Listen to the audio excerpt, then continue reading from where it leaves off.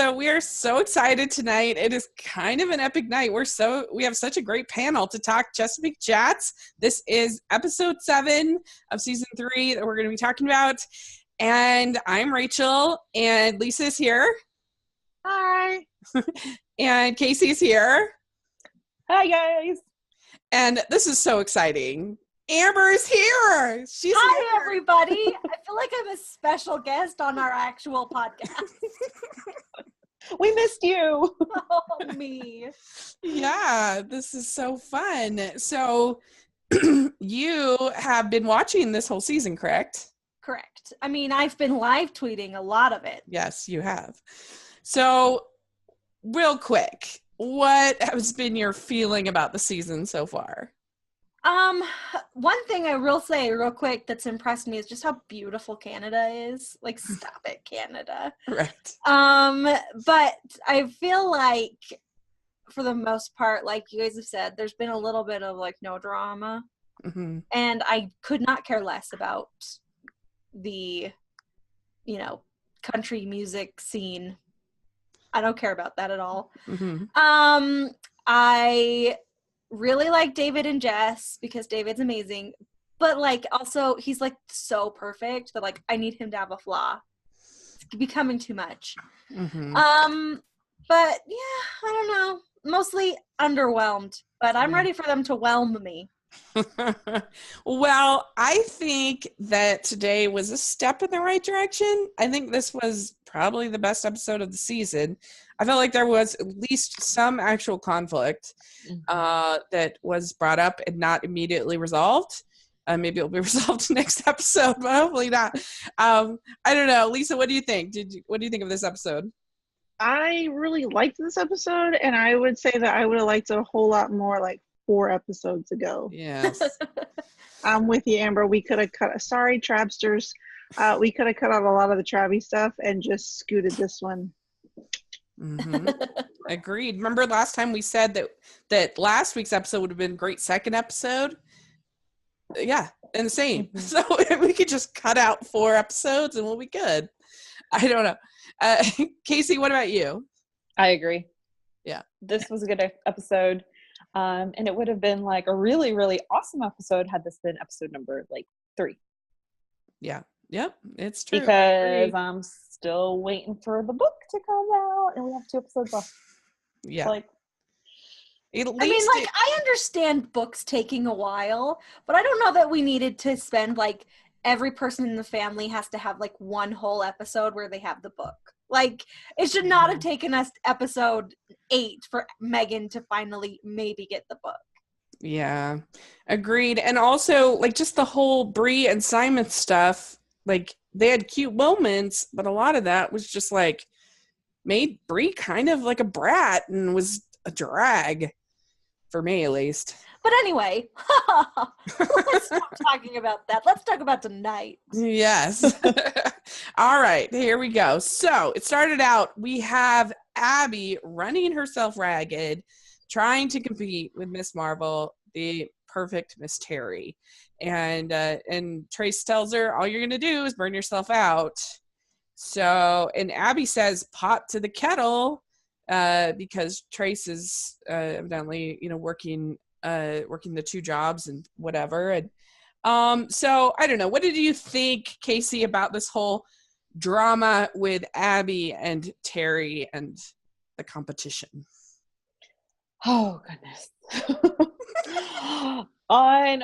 Okay, so on one hand, I do understand where she's coming from. Being a mom of 2 little girls, society tells you have to be the perfect mom. You have to, be a stay-at-home mom. No, you can't do that. You have to be a working mom. You have to do this. You have to breastfeed. You have to formula feed. You have to take them out on play dates. You have to put them in preschool. You have to homeschool. It's so polarizing. So on one hand, I can understand Abby's plight, if you will. And I can understand, why she'd want to do that on a general level, especially since Terry is Miss Marvel and she's been kind of idolizing her, and now she's going to be really working with her. On the other hand, she's really got to calm down and see that comparison is the thief of joy, and that she is the best mom that she can be. And she is doing an awesome job being like this VP of finance and, you know, still spending time with her kid. And she's not her dad. I think that was something that was brought up, that she was kind of comparing herself to her dad and not being there. And I was like, no, that's not the case. You're there for your kids. Like, you're taking them on picnics and treasure hunts and snipe hunts and whatever. It's not like you're an absent parent. So you gotta tone it down just a little bit. So I did appreciate at the end when Caitlin had that the little note in the book, and I thought that was so sweet. I was like, I hope I find a little note in a book 10 years from now. So I can be reminded on a bad day that I'm a pretty awesome person. You're like, kids, hint, hint, hint. Yeah, she's 3. Yeah, she's gonna get the hint. It's The other gonna one's be 1. very eloquent, that note. Oh yeah. that she's writing as a 3-year-old. Yeah. Lisa, you have kids. What do you think about this? You know, I wanted to be irritated because just my natural inclination to the story, to like Abby and Chase's storyline, is to be irritated. But and I'd like to think that if I had my kids had another mother figure, like my husband got remarried, like we got divorced, I'd like to think that I'd be like welcoming and like, okay, let's maybe work on this. But honestly, no, I'd be competitive just like Abby. So this episode, I was with her. I'd be like, no, you're not getting one over on me. I can do all of that too. Let's go to Michael's. Let's get some glitter. Let's make some slime. I'll do it all. Come on. So I was like, I'm with you. I totally understand. And I would have tried to do it all too. Amber, what about you? Yeah, no, I mean, I have no children and whatever, but I guarantee you I would be the most competitive person. Like, this is probably why I'm not allowed to get married and have children, because I'd be like, yeah, so I'm already doing a better job at this than everyone else. I mean, like, I'm kind of that way with being an aunt. Rachel, you've seen my Instagram. How am I the best aunt? Yes, you are.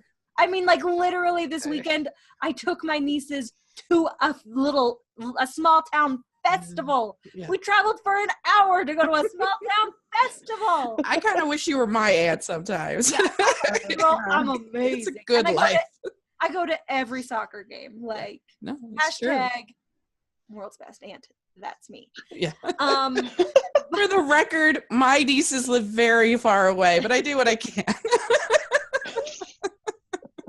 Anyway, that being aside, I totally felt Abby in this episode. And I mean, like, I know, like, that's not healthy to try to, like, compete, but, like, I'm not here for healthy. I'm here for drama. And I really liked it. It was, like, the first time where you really were like, all the crazy O'Brien sisters are related. They have the same weird neuroses and over craziness. I really liked it. Yeah. It made me dislike Bree and Jess basically becoming the same archetype more. Like, I was like, haha, it's not just the two of them being one person. It's just a whole family thing. So it made it more acceptable in retrospect. But the one thing I didn't really understand is she says pot to the kettle about Trace, and then she says days with us and shows at night. That sounds like a dream life. Days with the family. I don't understand why that's a problem, but evidently he's neglecting the bridge, so I don't know. Neglecting kids that he didn't choose to have. Oops. Yeah, right. So the bridge, find out he hired a bad guy who is committed fraud, and all these taking all his false invoices and taking the profit, and I don't know, something along those lines. Fraud's complicated. It was something like and like there are like elements to prove fraud. Like, I don't want to get into it, but like let's just assume the guy stole all their money. Yeah, there you go. So Greg is the bad guy here. And so obviously Mick is very upset about that. So what did you think about this whole plot line with Trace and Mick? Kind of goes throughout the episode. What do you think, Lisa? I'm in, because to me that's a legit like problem. You know, he told Mick that he would be there to run the club if he would give him the money, and he hasn't been there to run the club. And to me, that's a legitimate conflict of whether he's going to pursue his music career or stay there and do that. To me, that's just a more realistic conflict as opposed to Paparazzi somebody pictures. choosing, Yes. right? Somebody choosing to date you knowing that you're a musician and then wondering why you're going out on tour. Yeah. I agree, because it's a problem that he could actually, like, he's actually made a mistake instead of being perfect. And also he can actually make choices where the paparazzi, there's nothing Trace can do about that. There's nothing. So it's not interesting. It's just like a whole bunch of talking. But I either also way, he's still in music. It's either he runs the club or he performs. So to me, it's like it's like which path do you want to take? Realized that Trace was expected to be the manager. I thought he was just like an owner of this place and he had other people to do that. I had no idea until this episode that was the deal. Like, what was going on at the place when he was gone on tour for 6 months? Yeah. I don't understand it. And I don't understand the show trying to make it be like Mick is some evil villain for trying to protect his investment. I will never not side with Mick. Because every single one of these things, like, oh, Mick is bad. I'm like, well, no, because he's just trying to develop this land. And also he's just trying to do all these things that are going to actually be good and profit other people. Why? Why is it so hard? I hate them. Yeah. Well, and I like the fact that Mick is just kind of like, yep, this is it. Like, he doesn't really like waffle under their emotional manipulation, which I like that about him. Yeah, Mick does not play. Yeah. He just tipped that cowboy hail right off a tree. Yeah, he did. I'm like, if it comes next week and Trish is like, I'm the biggest, baddest found this loophole. Now you can't help me do my job. I'm going to be like, good. Because you know what? Mick should pull out. Mick should say, okay, well, I'm going to sell the business, buy me out, or I'll sell my share. And then see how far that freaking bridge goes without him. Because at this point, it's sunk cost, and he's not going to get a return on the investment if it's being run by Trace, who's terrible at his job. So you should just cut bait, and then Trace will resent him for failing and be like, well, maybe you should have accepted my help, Trace. Sorry. This is really the only thing I'm mad about. Everything else is great. So when we get to the fun part, you guys will like the review better.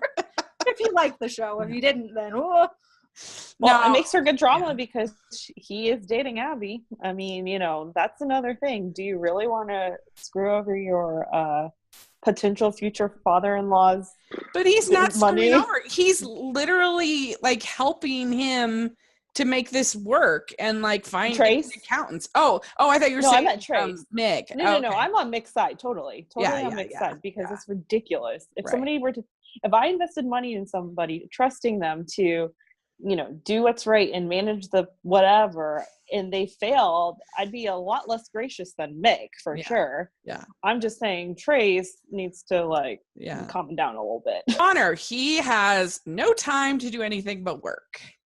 And he is working super hard on this case. And I love those scenes at the beginning where for breakfast, people coming in and out. And I loved how Nell said, doesn't anyone eat breakfast at their own home anymore? That was funny, I think. So Connor, his whole plot line on this episode was that he ended up going up against Danielle in this using the Bay lawsuit thing, right? And I don't care about the details. Blah, blah, blah, blah, blah. Legal jargon, save the whales. I mean, save the Eagles. Save the Eagles. The thing about this is, is Connor going to be able to defend his position? And is he going to be able to save face with Danielle? Will they, won't they? Blah, blah, blah, blah, right? Because nobody cares. No, but we don't care. This is the land trust all over again, except for less interesting. Yeah. But that's interesting. Whoa. Were you guys worried that she was setting a trap for him? Because especially at the end, the way she was looking at him, even though they made it sound like I know we'll get to it later, but at the end, I thought it was kind of suspect. I mean, he says at a certain point, there was that other lady who at first I thought, is this like the new Danielle? I was kind of hoping that was the new Danielle. I was like, ooh, I can see that. Yeah, and he says, I like that we've eaten more sweet and sour shrimp than we will ever save. I thought that was kind of a funny line. And he says, if we can't beat them, make them suffer. So that was kind of his philosophy. And then he finds out it's Danielle. They were both trying to one-up each other. Well, yeah, obviously. You're going to go into a courtroom with your ex-boyfriend and not try to one-up him? Hey. But I was super worried, like, oh no, Connor's gonna fall for another scheme again, that little nerd. But he didn't. You guys, he did it. Everybody clap. Connor slapped. Casey of Connor and Danielle. I was really, really worried that he was just going to fall right in love with her again. And I was going to be like, no, don't do it. Yeah. I don't really care for Danielle. Like, it just doesn't do anything for me. I think he can find someone a whole lot better. Mm-hmm. And when they were talking, I was like, oh, she's trying to distract him. But then he totally was not distracted. I think he maybe distracted her. Yeah. By his good looks and charm. He did look really good in those suits. Oh, right. So I would be distracted. It was me. We got him out of those cardigans at least. That was good. You agree, Lisa? Yeah, because one of the reasons why I really liked him from the first season was because he was so cocky and so different. Like, yeah. In real life, that's not my jam, cocky dudes. But on TV, I'm like, yeah, bring it on, especially when they look like Andrew Francis in well-cut suits. And so that was nice. But in the end, Danielle and him, isn't there somebody else on the island or in the shores? No, that's actually all the people. That's what I'm met afraid all of. That's it. That's it. You have to go to Philadelphia. Yeah, they had to go all the way to Baltimore just to find her. So Baltimore.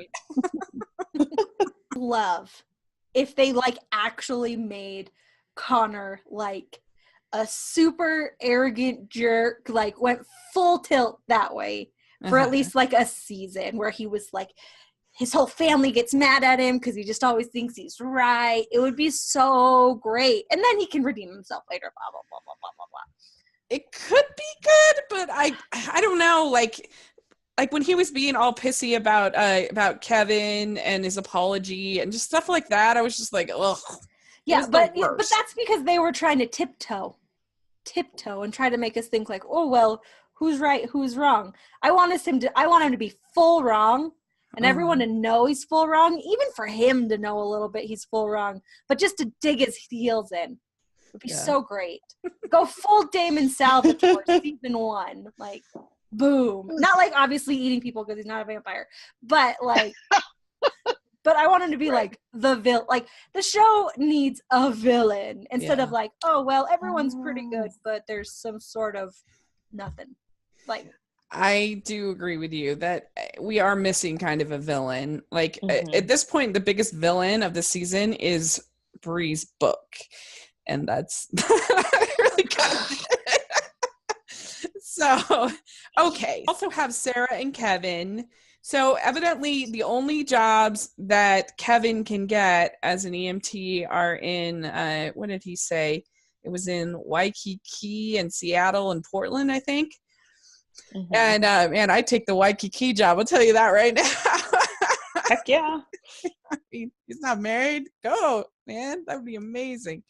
But it's a little hard to believe. I mean, there are a lot of municipalities in the tri-states area there with Virginia, Maryland, West Virginia. Nobody needs an EMT. Really? You can even go to Pennsylvania, Delaware. That's all within driving distance. Yeah, I was really confused when he said that, okay, Sarah might be moving to Philly and I can't work there. I was really confused why he said that he couldn't. Not that he didn't have a job, but it was just absolutely impossible is how I heard it. I agree. I feel like these people have never like gone to the Chesapeake Shores and actually like done their kind of background homework. And maybe because I grew up in Maryland, like seriously, like them being like the big deal about Megan doing the job at the Met. Like people do the DC to New York train all the time. It's no big deal. Like people do Philly Chesapeake Shores. That's like not that big a deal. Like things are closer together. Like you don't actually all have to live in Chesapeake Shores. Okay, like, and just for the record, I just Googled it because Google exists. Maybe it doesn't in Chesapeake Shores world. Yeah. I have found over 100 results for an EMT position in Philadelphia. yeah, I'm sure. And I mean, I don't know how far away, maybe you can Google how far away Philadelphia is from Chesapeake Shores. I don't know, but it's not that far. It's really not. And so if Baltimore to Philly is like 3 hours, isn't it? Yeah, not a big deal.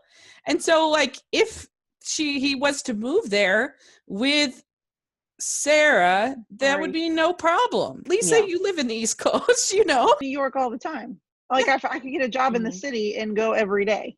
Yeah. I just get on the train and take it. I mean, it would be a 2-hour commute, but I can do it. People do it all the time. Yeah. Correction. I mean, I can take the train to, Sorry. Where is Correction. Chesapeake Shores? Baltimore to Philly is 1 hour and 45 minutes. Yeah. Well, but so even where's closer. Where's the Chesapeake? Where are we going? Shores is like Annapolis. An hour. I think it's an hour from Baltimore because they keep referencing how Abby has to be going into Baltimore. We have to go to Baltimore. I think it's around, like, if you look up Annapolis, I think that's like around the area. Okay, so from Philly to Chesapeake Shores in a car is 2 hours. Yeah, it's really no big deal. No. Like, you can make every Thanksgiving, you can come home for the weekend. It's all good. Like, I don't. Anyway, yeah. So, but we care. We do the research. We care for you guys. So, but Kevin is very upset by this. Not to mention that Mick has a freaking helicopter. Right. Yeah. I don't know how flight it is in helicopter land, but probably not that long. Yeah. Yeah, I know. I think maybe because everything's like maybe far apart in Canada. I don't know. Canada. I don't know. They're like, actually, the location for Philadelphia in Canada is pretty far from the Chesapeake Shores location. Well, remember our interview with Jen Lilly, and she was like, Brendan Penny thinks that Virginians speak British, so I don't know. What? Very true. Yeah, you have to listen. I'll put a link down. Okay. Your Okay. mother has to travel 5 hours to go from Philadelphia to Maryland on her fancy horse. So, yeah, but anyway, that's conflict between Sarah and Kevin. Oh, okay. I do want to talk about it. Kevin and Kara. Yeah. What? Sarah and Kevin. I did not like Sarah coming into this season. I thought she was boring. I didn't care for her. I was # Team Georgia all day, every day. But I've really come around on Sarah, which it's very surprising to me. It's been one of the best things of the season. Like, her almost dying, but like being okay in 5 minutes was like, they could have dragged out her being sick or like lessened how much she almost died, but whatever. That was my one nitpick of their storyline. Otherwise, I really liked it. I just wanted to say that. Great job, Jessica. Yeah. I think they have pretty good chemistry, and they've been fun. How do you feel about Bree's book? Do you care about Bree's book? I don't really care about Bree's book because it's taken too long. I've lost interest in it. It's the land trust all over again. The only thing that is interesting about it is the shoe that's going to drop when Megan reads it and finds out all whatever. With any luck, it actually has some drama and some teeth to it when that happens. which supposedly will be next week, but I would not be surprised if they wait until don't give it to her until the end of next week, and then in the finale they have to deal with it. And Megan's probably gonna be like, well, I'm moving, this has been useless. And I'm like, yeah, leaving's the right answer. But so no, long story short, I don't care about the book. Lisa, how do you feel about this? I probably would have cared about the book if all of this had happened in the third episode and we knew for sure that we were going to get into it more, because I think it could be very interesting to delve into, and we've talked about this several times already, delve into why Megan made the choices that she made and her feelings on it, and the pressures that a mom feels like anytime leaving, even if it's just for a weekend, but she did it for, who knows why she did it. We don't know. We still don't know all the reasons. And I think that would have been super interesting. But the fact that they drew out this manuscript for so long, and we're up to like 7 different editions, and I'm like, which one is she handing out? All of these editions, just give one to each person. I don't know why we're waiting. There's enough for everyone to read one. You agree? Yes, I'm only interested in the book because they introduced it to us, and curiosity is killing the cat over here, and I really just want to see Megan fall apart reading the book and see a lot of drama. Yeah. So I'm really waiting for that book. I really wish they would just do a whole episode on the book, and not just an episode like of people reading the book, because that's boring, but like have them do a flashback to like when Megan left. Do a whole episode like that. Like Megan starts reading the book and then it just fades out into 1996, and she and Mick are fighting and the kids are running around and they're sad and she's like having to say bye to them, and she's seeing it from her memory. And then Abby will walk in and be like, what you doing, Mom? Oh, you're reading that book. And then Abby has a flashback to when her mom leaves, and everybody has a flashback. I would actually be fine if the whole episode was just flashback. Yeah, or that too. Yeah. It's like a special episode entirely in flashback. Yeah. Rachel, I need y'all two to write it because I'll be in. Ava Cooper can be little Jess. Oh my gosh. Brilliant. Brilliant. They had just gone to immediately Nell reading the book, like you say, in episode 3, because I think her response was the most interesting. Mm-hmm. I thought that she sold it the most. Whereas Kevin was just whatever. Yeah, why did we even bother wasting time on Kevin? Yeah. Or Connor. No, or Abby was just kind of Abby. It was worth, and has Mick read it? I don't care. No, Mick hasn't read it that I'm aware of. You know, it'd be actually interesting if Megan reads it and she's like, it's okay. And then Mick reads it and he loses his lid. Yeah. That would be amazing. That would be interesting. That would be a plot twist. Yeah, that would be interesting. I think what should have happened is Nell should have read the book while Jess and Bree were over prancing off in the Peckland. Alexandra comes back to visit David because she's just failing miserably at running this company. Trey should hire her to handle the bridge.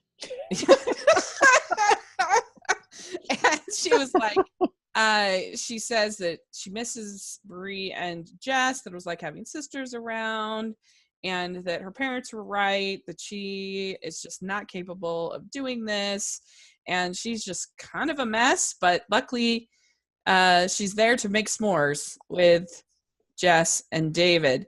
So, all right, Amber, let's hear it. What do you think about the Pecks and Alexander coming back? I don't understand them, and I hate them. Uh-huh. In what way do you hate them? All of the ways. They're not even fun villains. They had an opportunity here because they're making him kind of villainy, right? Mm-hmm. To go full 80s preppy villain. They could have done this so easily, and it would have been so fun to hate them, and it could have started this sort of conflict where we had these two wealthy families, but one's wealthier and meaner. It would have been so good, and they just didn't even go there. Ugh. Yeah. Come on, agree with me, Lisa. Yeah, for sure. I mean, it could have been super just 90210 when all the rich people hated on the slightly less rich people. Yeah. Yes. And then all did super evil. The original, not the remake. But we don't talk about. We don't talk about. Yeah, we don't talk about that one. We don't know. Yeah, and it just all fizzled out. All of a sudden, he was just gone. I'm like, where was all the? Like, honestly, if the Cinderella moment had been the like catalyst to more drama, then I would have been in. But like, it was kind of the ending of the drama, which was bizarre. And you know, and then the next like 2 episodes is just kind of Jess or David saying, well, we had a big talking to. I'm like, why didn't we see that? Like, what? So I think that's where the problem was, because that was a pretty dishy scene, but it was, I don't know, it was just, nah. It's just a classic thing. Show me, don't tell me. Yeah, I kept like with the whole Peck thing. I kept waiting for it. I kept waiting for the parents to be like uber pretentious and rude and like worse than they already were. Kind of like what's his name, Arnold or Palmer in the Beach House, and how like super pretentious he was and really rude and mean, and how things were like coming to a head and stuff. That's a good example. Yeah, I was really waiting for it to be for them, but it just never came. It's disappointing. So how do you feel about Alexandra coming back? Oh, I'm suspicious of her. I think she's up to no good. Like, what? I don't know. I just don't.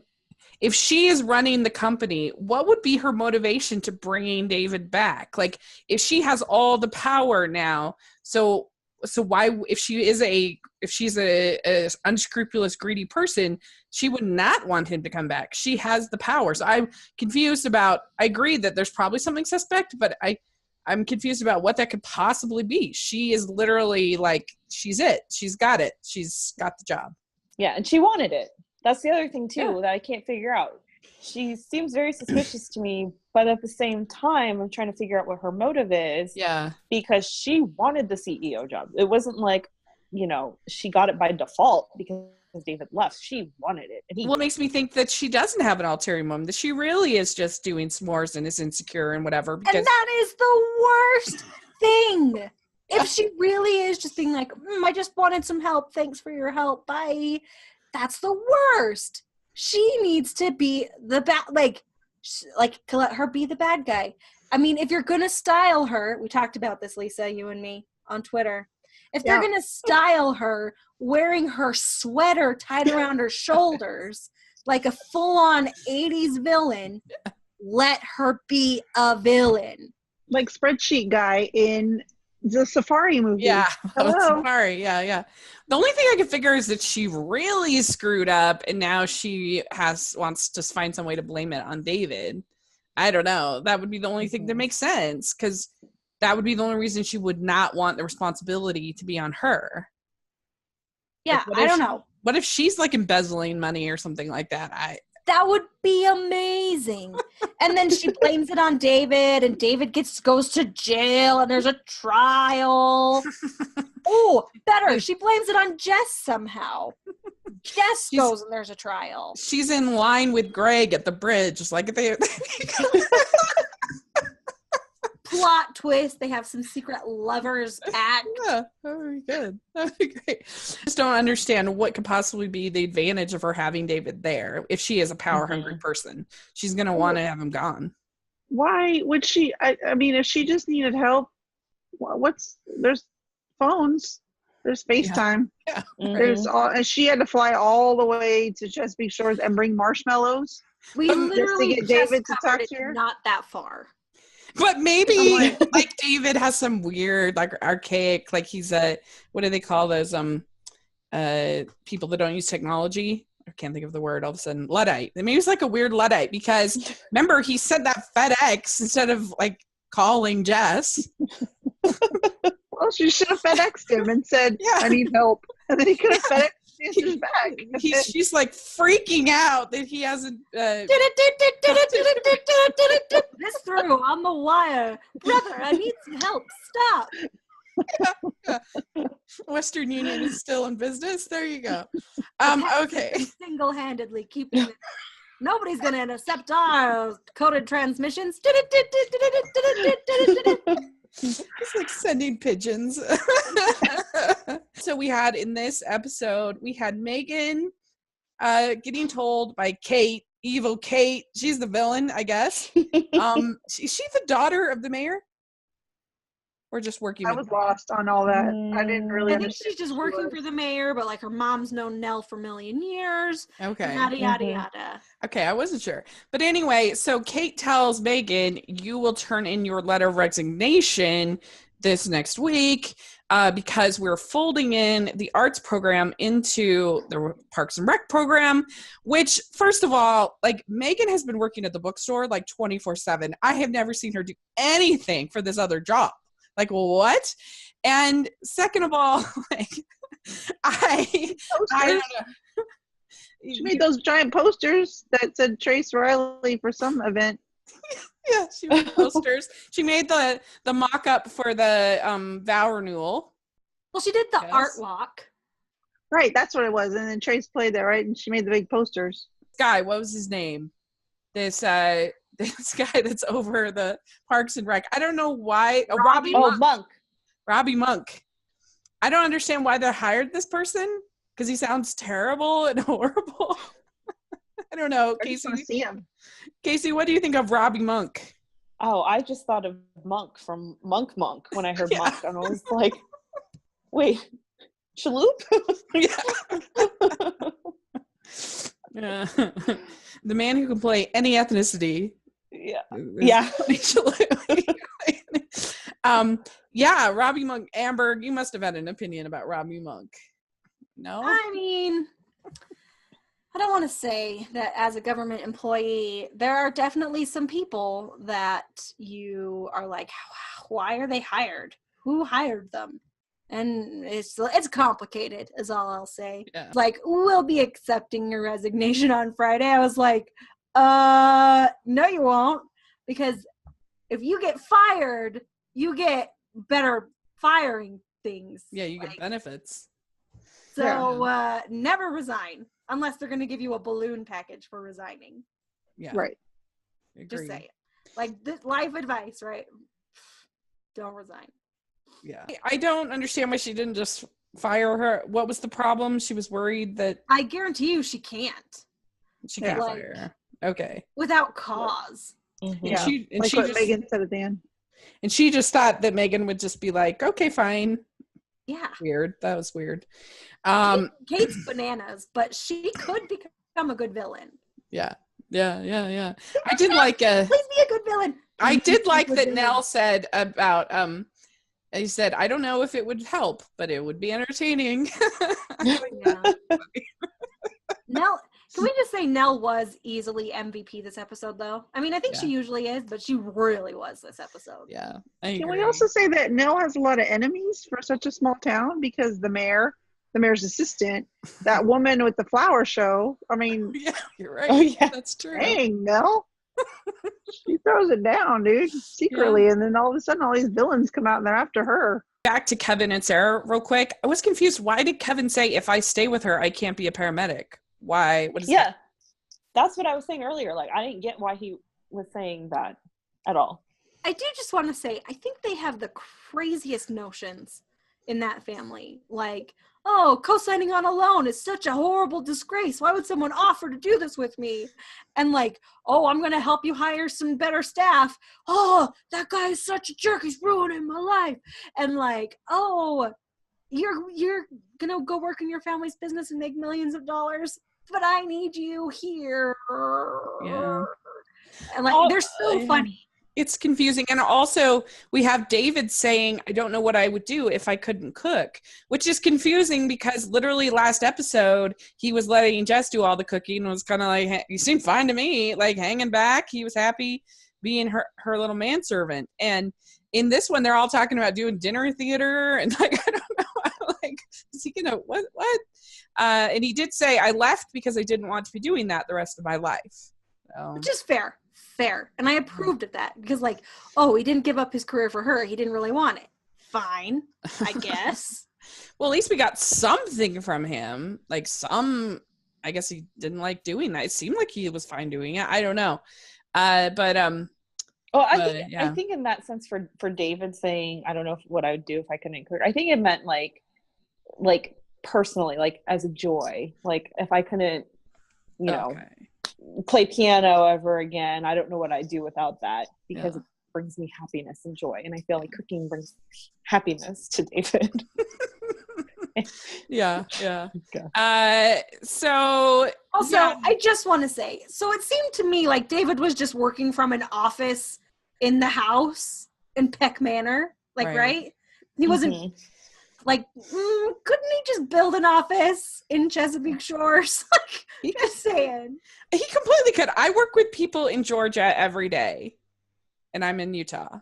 So I worked from home for a year and a half for a corporate company. Fair, right? He might have to have a telegraph line pulled in, but and like hire a new guy for the Pony Express. Yeah. But everything else is so doable.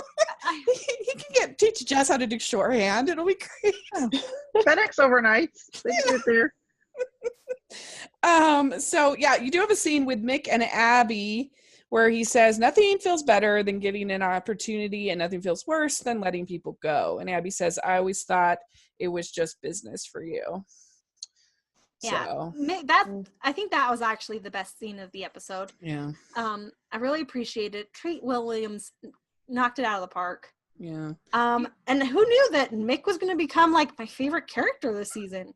But everything he does makes sense, and they're like letting him have depth, and he's just being great and making good choices and just doing his job, and everybody else is terrible. I didn't know that I was gonna like Mick. I was like, I like Mick now. Okay. The only thing I wish that maybe Megan had been brought into this whole conflict with Trace, because I'd be curious to know her opinion. And they had that like whole thing where like they kind of went on a date but then didn't go on a date, and that was all kind of, I thought, anticlimactic, and we didn't get any of them together at all in this episode. But I would like to know what Megan thinks about this whole thing, if she agrees with what Mick's doing, and if her disagreeing makes him want to behave differently. Like, that would be interesting, a little bit at least. Trace and Abby would break up, and then Abby would start dating Victor Webster, and, and Trace would go become a big musician, and there'd always be a part of her that was like, oh, Trace, and they call each other, and they wouldn't be dating, and it would be such a scandal. It'd be so amazing. Except for it would be super mean of her, because he's invested all of this into her children. Like, that would be really cold of her. Well, he's gonna want to go on his thing, and she's gonna say, oh, I can't do it, and he's gonna say, oh, but I gotta follow my dreams. And she's gonna be like, you have to follow your dreams. And he's gonna be like, but you're my dream. And she's gonna be like, I'll be here. And then she won't. The only way that's gonna happen is if literally Jesse Metcalf wants to follow his dreams. That's the only way that will happen. Wasn't that the ending but Trace will still be on the show. And Trace will be following his dreams, and will follow him following his dreams. Oh, but also... But they'll be broken up. And Abby will be depressed. And he'll be like depressed, and his like music career will take off because he'll be writing all these like angsty songs with Lee. With Lee. Anything would be better than just like no conflict. Like, I don't know. But anyway, so we do Tracy. I mean, like, this is from the show that's the channel that's afraid to show us sequels where people are just like in love and getting married. Like, this is from that channel where we just get to watch people be in love and, like, do nothing all day except for talk through legal stuff. Like, I could go talk title liens with my dad if I really wanted to. Yeah, I could too. Unless this is some sort of ploy by Hallmark to make every person who watches the show, like, savvier at contract law, then I'm not invested in any of the legal fights, any of them. Yeah, well, so Trace says, I'm only going to be gone for another 2 months. Mick says, can you promise me that? And that was kind of the end. And then we get Nell to Bree. She says, I've come to see the grandchild that has a lovely way with words. I can't give you my blessings on it before you show it to your mother. Da-da-da. So there we go. It's next week. It's a better episode than this was my favorite episode of the season. And I still think that it's just, I think that season 2 and season 1 were more interesting and had more conflict, and I just think we're better written and we're dishier and just a little bit more fun. And I just kind of wish that I wish the show was something that it's just not, because I wish it was more of sort of a Seventh Heaven kind of a feel of something like Aaron Spelling would have done, that I don't know. I love those kind of shows, and you don't really see them that much. Everybody's Can you guys think of any conflict this season that has not involved business? Well, just Terry and Abby. Yeah, that's the only one. And yeah, I mean, there's ones that were just like briefly mentioned, but like for instance, Mick and Megan, or like the whole thing with the vow renewal, but that was all just tied up with a bow so fast. And they're gone. Yeah, and everybody's fine. And Thomas and like, I thought that vow renewal thing was going to be a continuing thing, and that would be, to the end of the season, and it was just kind of. But there has not been a conflict with our main characters that has had an arc that hasn't involved business. Yeah. If they wanted to change the title to like Chesapeake Business Law, I wouldn't be surprised. I mean, I think that the Good Wife had more like external conflict. Like, I don't know.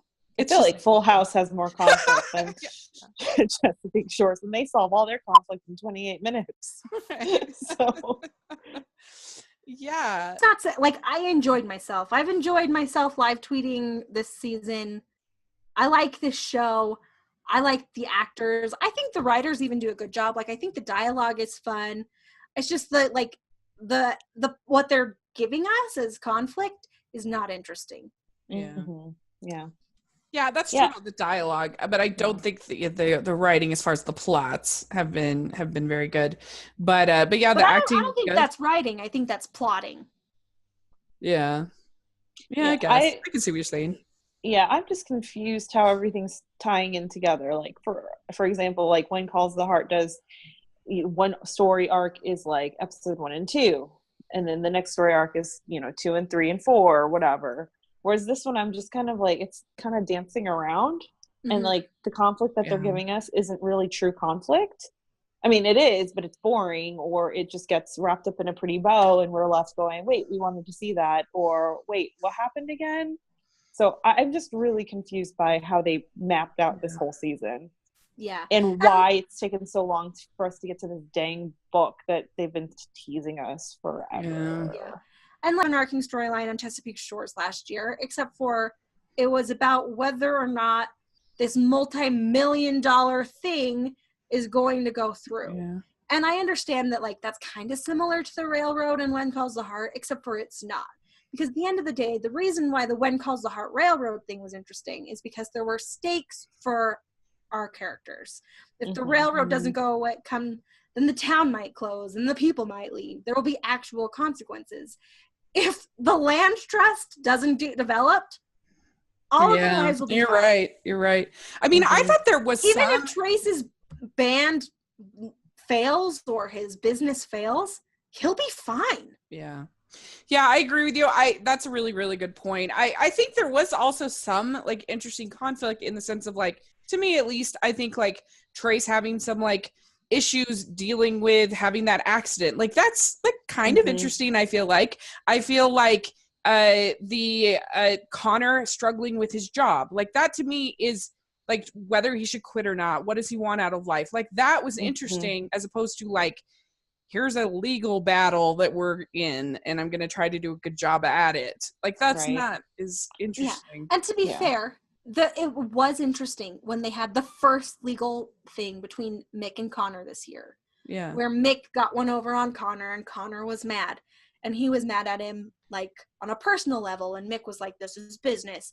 And they had that conflict.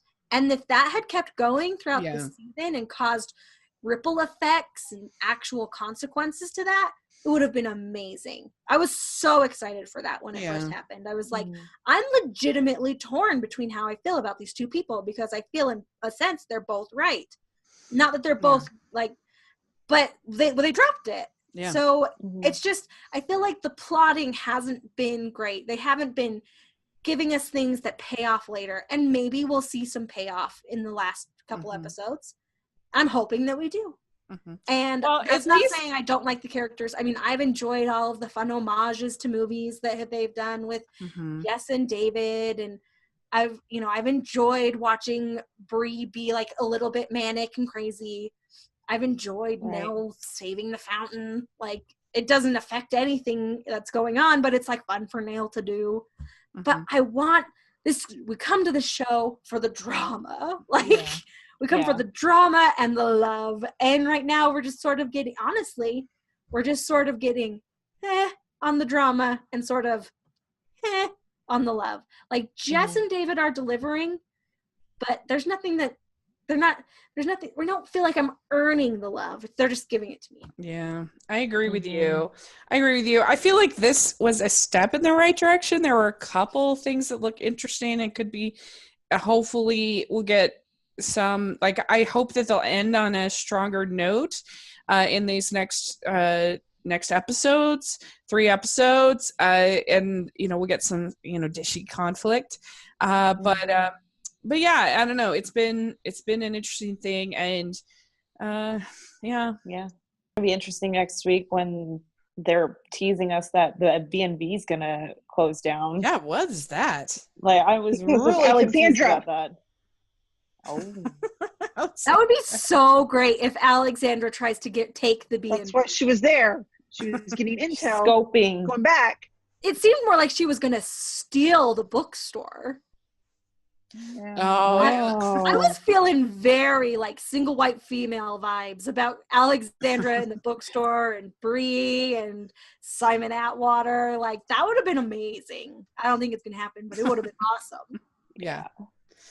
So, I don't know. I felt like this was a step in the right direction, and it was better than what I'd had before, which was just so frustrating for me. But I love the whole cast. I think they're great, and I think they're doing the best they can to elevate material I wish was better.